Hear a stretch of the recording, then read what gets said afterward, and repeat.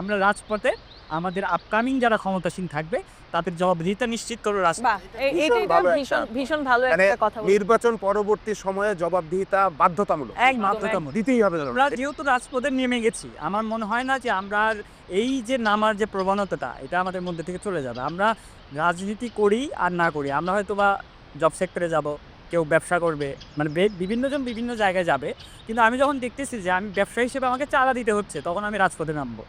আমি যখন দেখবো যে টাকা দিয়ে চাকরি নিতে হচ্ছে, তখন আমি আবার রাজপথে নামবো। ওরই সূত্র ধরে আমি বলবো অ্যান্সারটা দিব, সেটা হচ্ছে আমাদের জনগণকে শুধুমাত্র প্রশ্নবিদ্ধ করে আমি বসে থাকবো, সেটা করা যাবে না। সুক্রোলোজ থেকে তৈরি স্কোয়ারের জিরো ক্যাল চিনিবাদ মিষ্টি স্বাদ। আমাদেরকে হচ্ছে নাগরিকের দায়িত্ব বলে তো একটা কথা আছে, সরকার একা দেশের কতটুকু উন্নতি করতে পারবে? অবশ্যই আমাদের বিরোধী দল হোক সরকারি দল হোক, দুই দলকে পাশাপাশি থেকে সম্মিলিতভাবে কাজ করতে হবে। আদারওয়াইজ আমার সরকার পক্ষে আমার এমন একজন প্রার্থী নির্বাচিত হলো, তার সাথে আমার বনিবনা নাই জন্য আমি তার প্রোপাগান্ডাকে নষ্ট করার জন্য পিঠ পিছিয়ে এটার মধ্যেই কিন্তু লেগে থাকে সবাই, তাই না? আমরা হ্যাঁ নষ্ট করলাম জিনিসটা। মানে এটা কি হয়, দেশের আসলে সামগ্রিক উন্নতিতে বাধাগ্রস্ত হয়, এটাই সমস্যা। সৌন্দর্য কিন্তু বিভিন্ন মতামত, এবং সেই মতামতগুলো নিয়ে একসাথে একটা কাজ থাকতে হবে প্রপার। আমাদের হয় কি যে আমার মতামতের সাথে আরেকজনের মতামত না মিললে আমরা তাকে ট্যাগিং শুরু করে দিই, সে আওয়ামী লীগের দোসর, সে বাম। কিন্তু জিনিসটা তো এরকম না, যখন আমি আরেকজনের ওপিনিয়নকে মেনে নিতে পারবো না। আরে দেখেন, এমন হইতে পারে যে আমি একটা প্রস্তাবনা দিলাম, আমার চেয়ে কেউ ভালো একটা প্রস্তাবনা, হ্যাঁ হতেই পারে। তো আমাদের মধ্যে কেমন যেন ওই একটা ইগো কাজ করে, তাই একসেপ্ট করতে হবে, আদারওয়াইজ সেটাকে আমি মানবো না।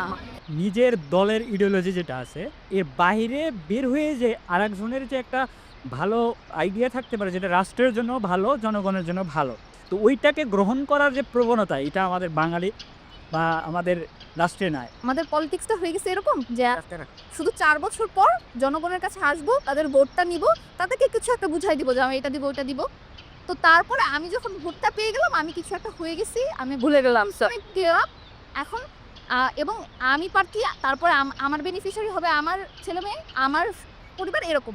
আমরা এটা বুঝে নিই যে প্রতিশ্রুতি আমি নির্বাচনের আগে শুনবো আর নির্বাচনের পর বুঝে নেবো, এটাই আর হচ্ছে উনি একটু বলতে আপনি কি বলেন? চাচ্ছিল একটা আমরা এমন একটি নির্বাচন চাই যেখানে জনগণ সবাই নিরাপদে ভোট দিতে পারবে, আর ফলাফল নিয়ে জনগণ যেন প্রশ্ন বিদ্ধ না করতে পারে।